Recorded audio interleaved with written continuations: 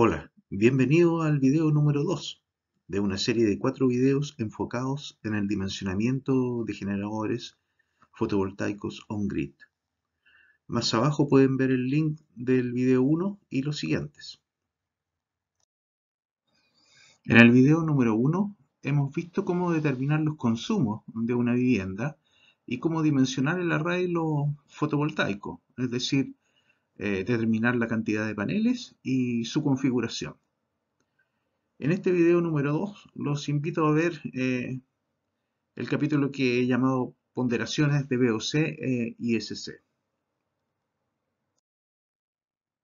En este video número 2 vamos a tratar respecto a los ajustes o ponderaciones que se deben efectuar en los parámetros VOC y ISC, voltaje en circuito abierto y corriente de cortocircuito, que se definen en las fichas técnicas de cada uno de los paneles. Ustedes lo pueden encontrar en estas fichas técnicas y se refieren a un valor estandarizado, STC, Standard Test Condition, el cual fija tres parámetros.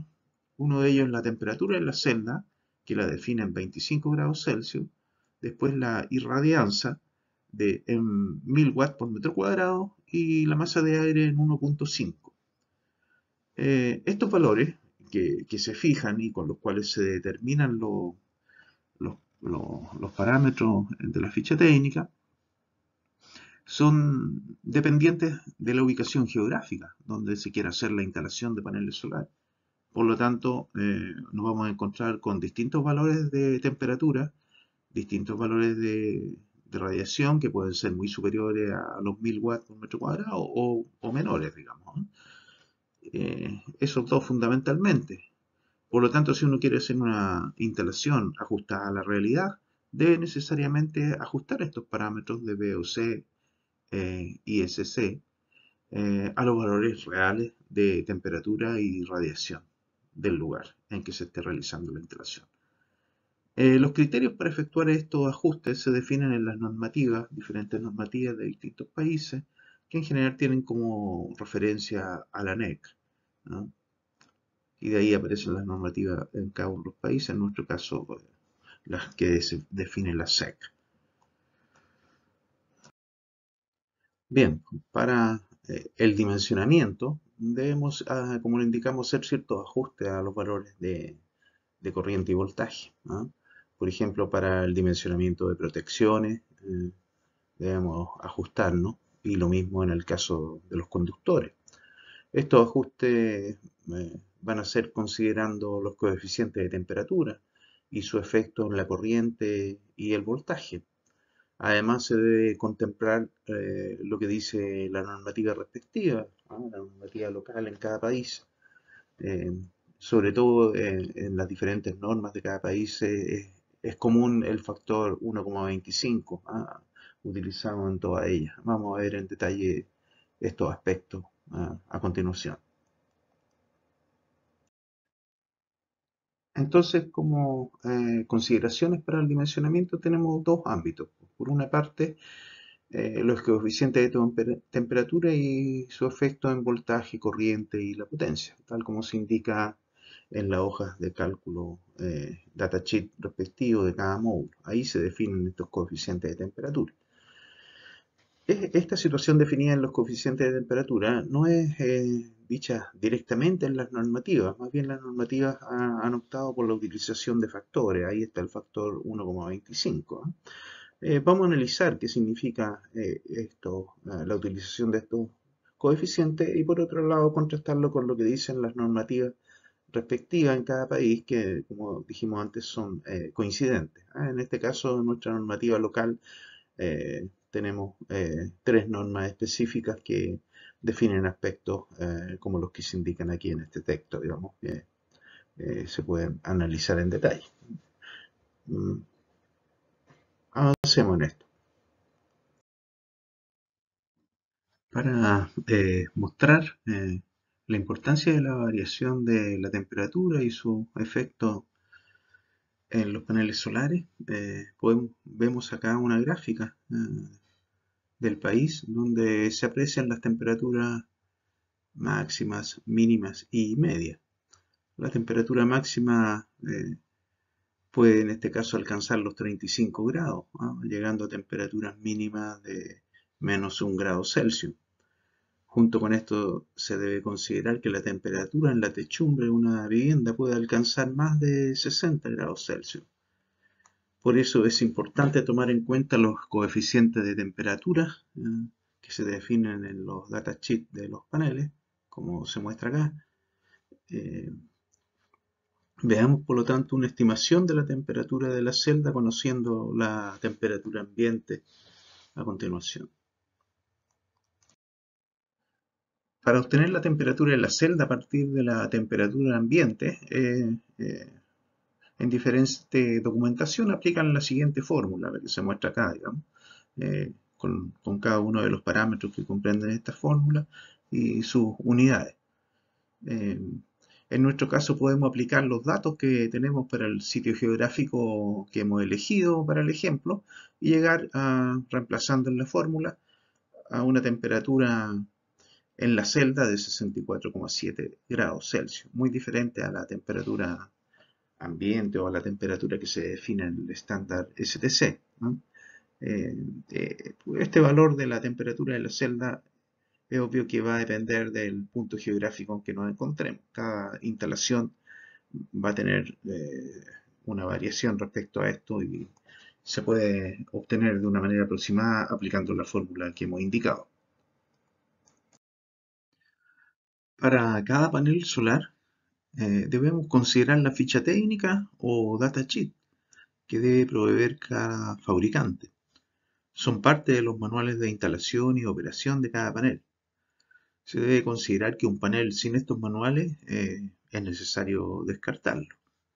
Aquí vemos un resumen, una vista corta de lo que es el datasheet, donde están los parámetros de voltaje y corriente para cada una de las potencias de este panel que estamos usando como ejemplo, ¿no? También podemos observar los coeficientes de temperatura y también la temperatura de operación del panel. Con todo, debemos determinar cómo impactan estos coeficientes en sus respectivos parámetros de voltaje a circuito abierto, VOC, corriente de cortocircuito, ISC, y potencia máxima, Pmax. Analicemos lo que ocurre al aplicar los coeficientes de temperatura, en el caso del VOC.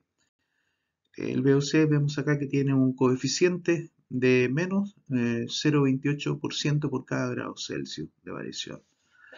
Es un coeficiente negativo, por lo tanto va a tener un impacto inverso. Así, cuando la temperatura sube, el VOC va a bajar. En nuestro caso, la subida de temperatura debería ser hasta el límite que calculamos para la temperatura de la celda de 64,7 grados, es decir, una variación de 39,7 grados. Esta podemos calcular aplicando el coeficiente a esa variación, como se indica acá, de manera de aplicar el 0,28 a la variación que vamos a tener y calcular el porcentaje de impacto y eso aplicárselo sobre los 48,7. Entonces vamos a tener una variación de 5,41 y se lo restamos a los 48,7 obteniendo los 43,3 volts que corresponden a una temperatura de la celda de 64,7 grados. Es decir, como vimos acá, el voltaje decrece de 48 a 43.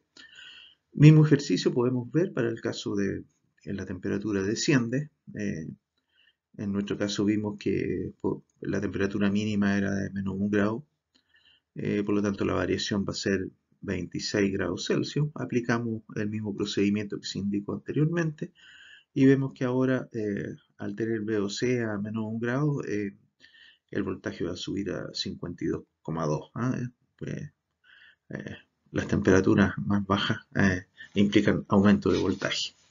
Ahora es bien importante tener en cuenta que esta medición de baja temperatura, -1 grado, ¿en qué condiciones se da? porque si se da en un horario donde no hay radiación, no es la que nos interesa. Debemos buscar la temperatura más baja en el tramo horario en el cual hay radiación solar. Es decir, si el -1 se da entre, en nuestro caso, entre 8 y 20 horas, estaría bien, pero si no hay radiación, hay que buscar la que se da en el rango de radiación solar. El mismo ejercicio aplicado para VOC se puede aplicar para BMP. El ISC tiene un valor de 11.4 amperes en este datasheet que tenemos como ejemplo y un coeficiente de temperatura de 0.05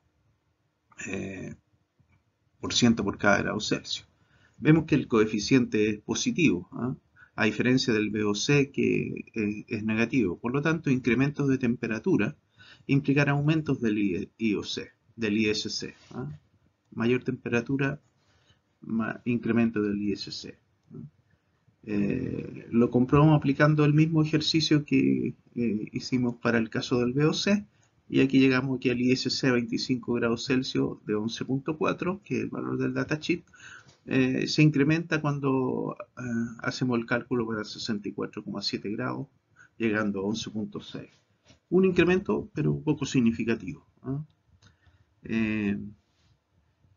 La variación es pequeña, dado fundamentalmente este coeficiente de 0.05. En cambio, el ISC sí va a ser más dependiente de la radiación en watts por metro cuadrado. Aquí vemos la radiación de cada mes para el lugar geográfico elegido, la cual tiene un máximo de 1014.1 watts por metro cuadrado. No es un valor alto, es similar al valor que define el estándar de 1000 watts por metro cuadrado. Además, vemos que tiene valores bastante reducidos, llegando a un valor que es la mitad del máximo en los meses de invierno. Por lo tanto, este pequeño aumento con respecto al estándar va a implicar una pequeña variación del ISC. Para ver esa variación tenemos que considerar el cálculo anterior del ISC de los 11.6 que calculamos acá para 64 grados Celsius y aplicarle proporcionalmente el incremento debido al aumento de watts por metro cuadrado a 1014.1. Eso nos da que el ISC subiría a 11.8, un 3,5% en total con respecto al valor del datasheet. En otros lugares geográficos, evidentemente se podrán tener valores más altos, incluso cercanos a los 1350 watts por metro cuadrado. Recordemos que el máximo de radiación es de 1367 watts por metro cuadrado. Es la denominada constante solar que llega a la Tierra. Luego los fenómenos atmosféricos influyen lográndose valores inferiores como los 1014.1 que tenemos en nuestro ejemplo. Pero sí vamos a tener otros lugares donde este valor sea mayor. Por ejemplo, si en un punto geográfico se obtiene un máximo de 1250 watts por metro cuadrado, implicará un aumento del 25%. Esto es lo que considera la normativa para definir el factor 1.25 que aplica para los ajustes del ISC. Es decir, para valores menores de 1250 la normativa podría ser excesiva, pero ese factor 1.25 agregaría un factor de seguridad. Vamos a ver luego este análisis comparativo entre los cálculos que hemos realizado acá mediante los coeficientes versus el factor 1.25. Bien, para concluir con el asunto de los coeficientes, veamos ahora el coeficiente de temperatura de Pmax. Este es, como en el caso del VOC, un coeficiente negativo, 0.36% por grado Celsius. Por lo tanto, aumentos de temperatura van a implicar una disminución de la potencia. Hacemos el ejercicio como lo hemos realizado anteriormente. Aplicando el coeficiente, llegamos a que cuando la temperatura de la celda toma el valor que hemos calculado, vamos a tener 377.1 watts en vez de los 440 que están determinados para 25 grados Celsius. Si hacemos el ejercicio ahora en la temperatura mínima que hemos determinado para el lugar de la instalación, a menos 1 grado Celsius, vamos a llegar que ahí la potencia alcanzaría el valor de 481 watts. Tal como lo indicamos anteriormente, aquí hay una condición relevante, que esta temperatura de menos 1 grado Celsius tiene que ser con sol. Hay que ajustar según temperatura y los primeros rayitos de sol de la mañana. O sea, tiene que darse con radiación solar para que este cálculo sea correcto. Apoyándonos en esta figura, resumamos lo conversado. La variación de temperatura es inversamente proporcional al voltaje y la potencia. Es decir, reducciones de la temperatura van a implicar aumentos del VOC y también del Pmax. En cambio, estas disminuciones de temperatura van a afectar de manera poco significativa al ISC y va a ser una disminución de él, pero no significativa. En cambio, aumentos de la radiación en watts por metro cuadrado van a implicar incrementos importantes del ISC y por lo tanto de la potencia, y va a afectar en menor medida al VOC, al voltaje. Con esto uno podría concluir de que para efecto de tener un buen rendimiento del sistema fotovoltaico es conveniente tener días fríos y soleados. Frío es decir, con una baja temperatura, y soleados con una alta radiación. Esa sería la combinación perfecta para un lugar geográfico en el que podríamos instalar paneles solares. Ahora veremos las definiciones normativas relacionadas con el dimensionamiento del sistema fotovoltaico.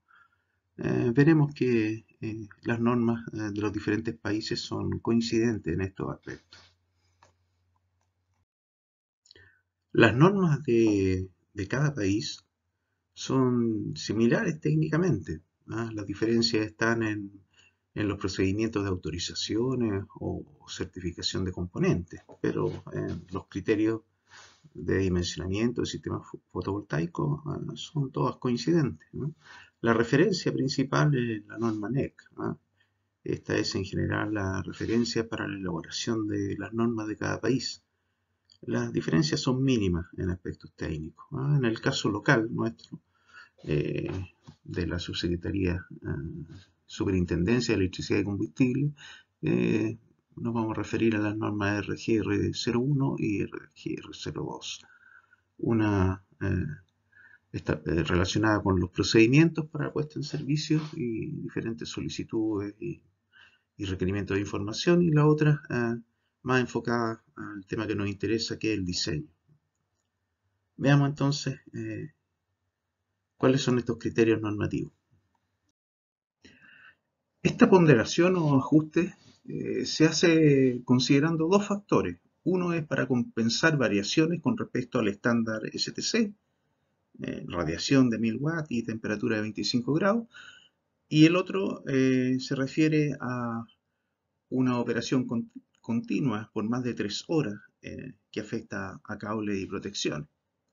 La principal referencia normativa es la norma NEC 690.8 letra A, que se refiere a la corriente máxima del circuito, y 690.8 letra B, que se refiere a la capacidad del conductor y de la protección sobre corriente, contra sobrecorriente. En nuestro caso tenemos como referencia la norma RGR, la cual establece cada uno de estos factores. El primer factor lo define en el punto 10.1 y 10.2, que se refiere a la corriente máxima de los circuitos, y el segundo factor lo define en los puntos 11.18 y 14.8, que se refiere a la capacidad de conductores y protecciones. Con respecto al primer factor, la corriente de los circuitos fotovoltaicos y la corriente máxima se debe ponderar por el factor 1.25. Esto es lo que define la norma, es decir, el ISC debe ser ponderado por 1.25. Este factor representa compensación por los aumentos de temperatura sobre los 25 grados Celsius y por una radiación superior a los 1000 watts por metro cuadrado del estándar STC. ¿Ah?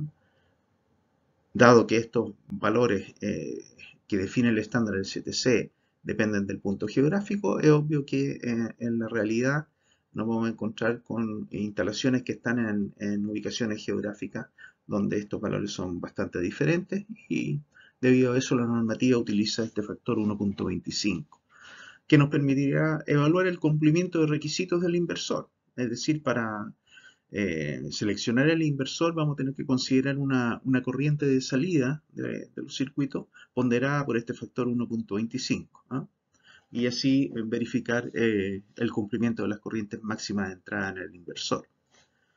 En el diagrama simplificado que vemos acá, podemos ver la compensación, podemos ver que la compensación se hace en los circuitos, en cada uno de los circuitos de la fuente fotovoltaica, ¿ah? En cada uno de los streams.